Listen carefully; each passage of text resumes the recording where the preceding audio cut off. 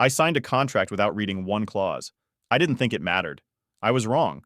By the time I realized what I'd agreed to, my company didn't feel like mine anymore. Emails stopped coming to me first.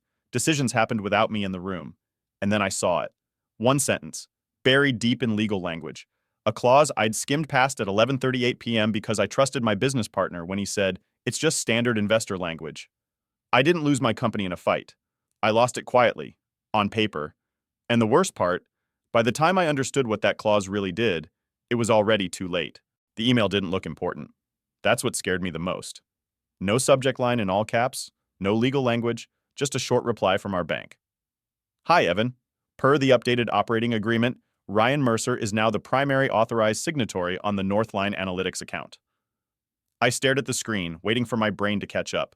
Primary authorized signatory. I scrolled up the thread. The email wasn't sent to me. I was CC'd. Ryan's name was first.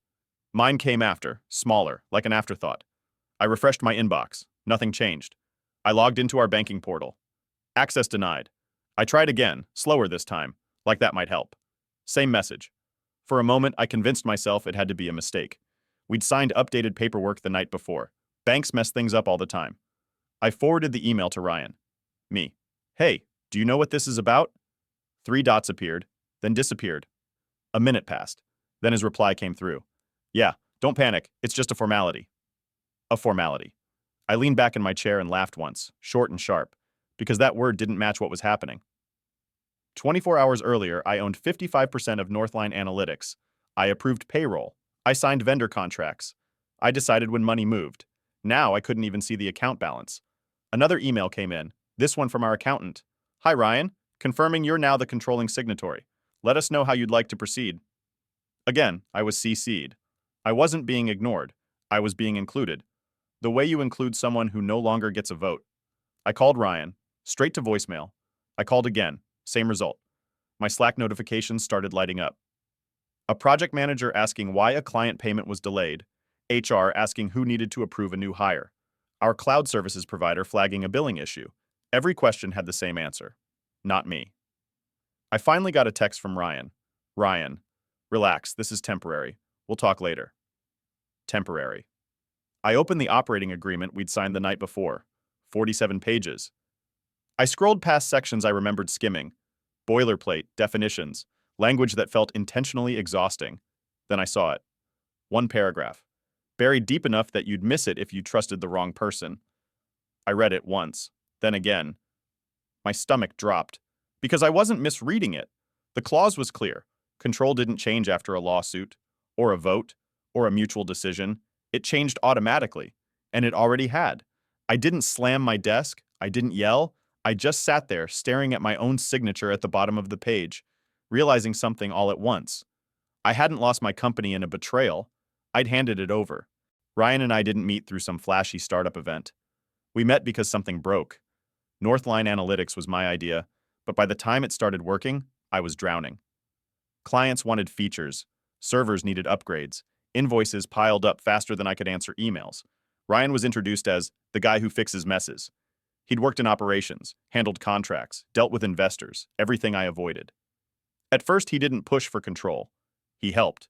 He renegotiated vendor contracts, cleaned up our invoicing process, set up payroll so people actually got paid on time. Things stabilized almost overnight. When our first mid-sized client signed a 6-figure annual deal, Ryan was the one who stayed on the call late, explaining terms, calming nerves, making everyone feel safe. I remember thinking, this is what balance feels like. I built. He handled the rest. We formalized the partnership 6 months later. Nothing dramatic, just paperwork and handshakes. He took 45% equity. I kept 55%. Majority owner, he said, smiling. You'll always have the final say. And for a long time, that was true. Whenever contracts came up, Ryan handled them. He'd summarize things in plain English, flag anything important, tell me what actually mattered. I trusted him because nothing bad ever happened. When a small investor showed interest, Ryan managed the calls. When we needed a new accountant, Ryan picked one. When legal emails came in, Ryan responded first and looped me in after. I thought that was efficiency. I didn't see it for what it was. The night everything changed didn't feel special. It was just another deadline. We were onboarding a large enterprise client. Biggest deal we'd ever landed. Annual contract value, $420,000. The client needed updated documentation by morning. Bank approvals, operating agreement amendments. At 11:38 p.m., Ryan sent me the file.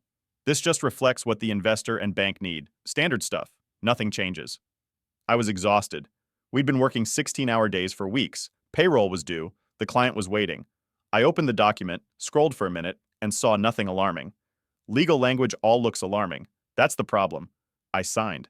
I didn't think I was giving anything up. I thought I was keeping the company alive. When I sent it back, Ryan replied almost immediately. Got it. I'll take care of the rest. I shut my laptop and went to sleep. By morning, I wasn't the one in charge anymore. And the worst part? At the time, there was nothing suspicious about that night. No pressure, no threats, no raised voices, just trust. And that's what made the mistake fatal. I didn't call a lawyer right away. That might sound stupid in hindsight, but at the time I was still trying to understand what had actually changed, because nothing looked different. The Slack channels were the same. The product roadmap hadn't moved. Ryan hadn't announced anything. He was calm, almost friendly. That afternoon, he finally called me. You saw the email, right? He said, like we were talking about a calendar invite. Yes, I replied. I also can't access the bank. Right, he said. That's part of the update. Update. I pulled up the clause again while he talked. Buried under a header that sounded harmless, governance upon capital event, was the sentence that mattered. If the company entered a capital event or executed a material revenue agreement, operational control would transfer to the designated managing partner. The designated managing partner was Ryan. I asked him what counted as a capital event. Outside money, he said easily, or major contracts, stuff like that. The enterprise client, I said. Yes. I waited for him to say more. He didn't. So you have control now, I said. There was a pause, just long enough to feel intentional. Operational control, he corrected. It's not personal. Investors like clarity. Investors. That word kept coming up, even though we didn't have any yet. I tried to argue logic. I still own 55%. Equity and control aren't the same thing, he said. You know that. I didn't. Or maybe I didn't want to. By the end of the call, he'd reassured me just enough to keep me from panicking. He wasn't firing me. He wasn't changing salaries. He wasn't touching the product. I just need to sign off on things for now, he said, until everything stabilizes. Stabilizes. The next morning, I learned what that actually meant. HR emailed Ryan asking for approval to extend an offer to a new engineer. I was CC'd. Ryan approved it without responding to me. A client asked for a small pricing adjustment. Ryan answered before I could. Then our cloud provider flagged a cost overrun. I tried to handle it. The ticket was reassigned to Ryan automatically. Every decision flowed through him now. I wasn't excluded. I was filtered. I finally called a lawyer that afternoon. Not Marcus. Someone new. Someone neutral. I emailed over the operating agreement and waited. An hour later, my phone rang. This is not great, she said carefully. Can it be challenged? I asked. There was another pause. It can, she said, but not easily. The language is tight. And because you signed voluntarily under no documented duress. She didn't finish the sentence. I understood anyway. I'd given consent. What would you recommend? I asked.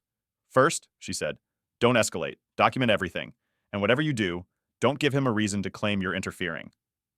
I hung up and stared at my screen. That's when it hit me. The clause wasn't designed to steal the company overnight. It was designed to make resistance look unreasonable, to make me look emotional. Ryan hadn't taken control to destroy Northline. He'd taken it to wait me out. And unless I was careful, he'd do it without ever breaking the rules. At first, Ryan didn't cut me off completely. That would have been obvious. Instead, he did something worse. He left me in. Meetings still had my name on the calendar. Emails still included me in the thread. Slack messages still tagged me for updates. But decisions were already made before I spoke. I'd suggest a product change, and Ryan would nod, say, let's circle back, and move on. I'd raise a concern about a client request, and he'd respond directly to them before I could finish my sentence. Once, during a team call, someone asked who had final approval on a deployment. Ryan answered without hesitation. I do. No explanation. No acknowledgement that, a week earlier, that had been me. I watched faces on the call shift slightly. Not dramatically, just enough. After that, things changed. People stopped coming to me first. Engineers started messaging Ryan directly. Our project manager stopped asking my opinion on timelines. Even casual conversations felt cautious. like no one wanted to be seen siding with the wrong person. I tried to tell myself I was imagining it, but then the calendar invites started disappearing. First, a client call I'd been leading for months, then a meeting with our accountant. I asked Ryan about it. "You don't need to be on every call," he said. "I'm just streamlining things." Streamlining. I checked our shared drive that night. Permissions had changed. I still had access, technically, but not ownership. Folders I'd created were now under Ryan's name. Small detail. Huge message. I finally confronted him. Not angry, not loud, just direct. "This isn't what we agreed to," I said. "You said nothing would change." Ryan leaned back in his chair, hands folded. "I said operations would stabilize," he replied. "And they are. You're cutting me out." "I'm protecting the company," he said calmly, "from uncertainty." Uncertainty, meaning me. That night, I opened Slack and searched my own name. Messages I wasn't part of anymore. Decisions logged without my input. References to founder approval that didn't mean me. I realized something then. Ryan wasn't trying to push me out in one move. He was letting the team get used to a version of the company where I didn't matter, where my absence felt normal. And if that continued long enough, no one would question it when I was finally gone. I closed my laptop and sat there in the dark. Because for the first time since this started, the fear wasn't financial. It was something worse. The thought that I could do everything right from here on out and still lose the company I built. For a week, I tried to play along. I showed up to meetings, answered questions when they came to me, kept my tone calm. I told myself that if I stayed reasonable long enough, Ryan would relax. That eventually, this would all reset. It didn't. The more cooperative I was, the less necessary I became. So I stopped trying to fix it. Instead, I started paying attention. I reread the operating agreement, not once, but line by line. Not looking for a way out, but looking for intent. That's when I noticed something strange. The clause that transferred control didn't feel custom. The wording was too clean, too confident, like it had been used before. I searched Ryan's old companies. Most founders talk about their past wins. Ryan rarely did. He mentioned them just enough to sound credible, never enough to invite questions. One company stood out. A small logistics SaaS he'd co-founded years earlier. Quiet exit, no press, no details. I pulled the public filings, same law firm, same structure, and then I saw it. A clause buried in an amended agreement from that company. Different wording, same effect. Control transfer upon material revenue event. My stomach tightened. This wasn't improvisation. This was a template. I forwarded the documents to my lawyer. She called me an hour later. "This isn't illegal," she said, "but it is aggressive." "How aggressive?" I asked. "Enough that if he overuses it, it becomes a problem." Overuses it. That phrase stuck with me. I started documenting everything, every approval he took over, every decision he made unilaterally, every time he represented himself as the sole authority. I saved emails, screenshotted Slack messages, archived calendar invites I was quietly removed from. Ryan didn't notice, or maybe he did, and thought it didn't matter. Then came the email that changed everything. Ryan forwarded a draft proposal to a potential buyer. Not an acquisition, a licensing deal, for the core product, without looping me in, without mentioning I was the one who built it. The message ended with a sentence that made my chest tighten. "As controlling partner, I'm authorized to proceed without internal approval." That was it. He wasn't just managing the company, he was treating it like it belonged to him. I didn't confront him, I didn't warn him. I forwarded the email to my lawyer and asked one question. "Is this far enough?" Her reply came 10 minutes later. "Yes." And for the first time since I'd signed that contract, I wasn't reacting anymore. I was waiting. Ryan didn't wait long. Once he realized no one was pushing back, he started moving faster. The licensing proposal wasn't a test, it was a signal. Within days, he scheduled a call with the potential buyer, a mid-sized enterprise looking to white-label our analytics platform. Real money, long-term commitment. I found out because the calendar invite popped up on my screen. I wasn't required, I was optional. Ryan ran the call like he'd been doing this forever. Confident, polished, certain. He talked about Northline like it was already his. Our platform, our roadmap, our decision-making process. Never once did he say we. When the buyer asked about long-term ownership and governance, Ryan didn't hesitate. "As managing partner, I have authority to execute," he said. "There won't be internal friction." That line landed harder than anything else he'd said, because it wasn't just arrogant, it was false. He did have operational control, but fiduciary duty didn't disappear with a clause. After the call, Ryan sent a follow-up email to the buyer and copied me for the first time in days. Moving forward with next steps, legal will draft the agreement. No discussion, no consent. Just motion. That afternoon, our lawyer called me. Not mine. The company's. I need to ask you something, she said carefully. Were you informed about this licensing deal before today? I told her the truth. No. There was a pause. Then, that's a problem. She explained it slowly, like she didn't want to scare me. Control clauses allowed Ryan to act quickly. They didn't allow him to misrepresent ownership. They didn't allow him to sideline a majority equity holder on asset-level decisions, especially not ones that affected valuation. If he signs this without proper disclosure, she said, he exposes himself personally. Personally. That word changed everything. The next morning, Ryan escalated again. He emailed HR. Subject line: Leadership update. Effective immediately, all department heads will report directly to me. No board vote, no discussion, no notice. That was the moment the lawyer stopped being cautious. She asked me to forward every document I had. Emails, Slack threads, meeting notes. I sent everything.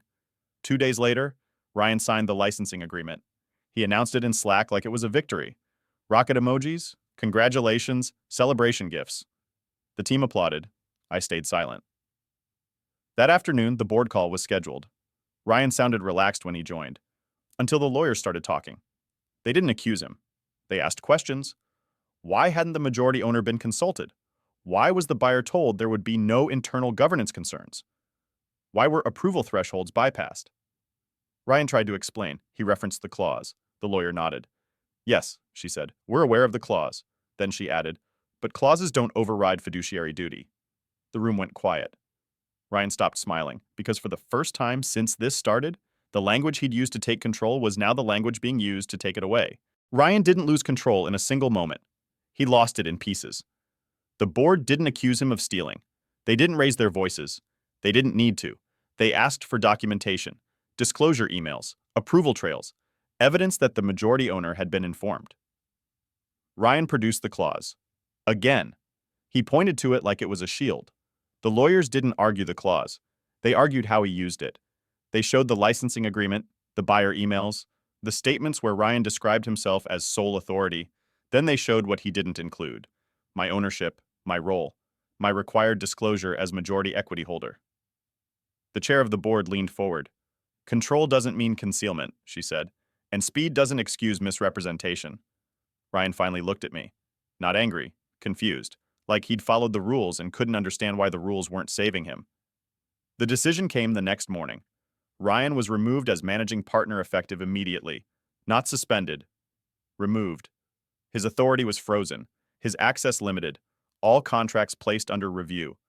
The clause he'd relied on so heavily was cited again, this time as evidence of intent. Intent to consolidate power. Intent to bypass oversight. Intent to act unilaterally. The licensing deal was paused. The buyer was informed of governance concerns. Ryan was asked to step away from negotiations entirely. That afternoon, his lawyer called mine. They wanted to settle. Quietly. Ryan offered to relinquish his equity in exchange for a release. My lawyer didn't hesitate. No. Because at this point, it wasn't about undoing damage. It was about record. The board issued a formal finding. Ryan had breached his fiduciary duty. He had misrepresented authority to a third party, and he had acted against the interests of the company and its shareholders. The finding went into the minutes. Permanent, searchable, uneditable. Ryan resigned 2 days later. There was no announcement, just a short internal message thanking him for his contributions. By the end of the week, his name was gone from the website. Email deactivated, Slack account closed, the company moved on. Ryan didn't. Because in our world, you can explain failure. You can't explain a pattern. And now, his was written down. Northline didn't collapse. That surprised people. They expected drama, a lawsuit, a public fight. None of that happened. The licensing deal was renegotiated, this time with full disclosure, this time with the board in the room. We didn't get the original terms, but we kept the company.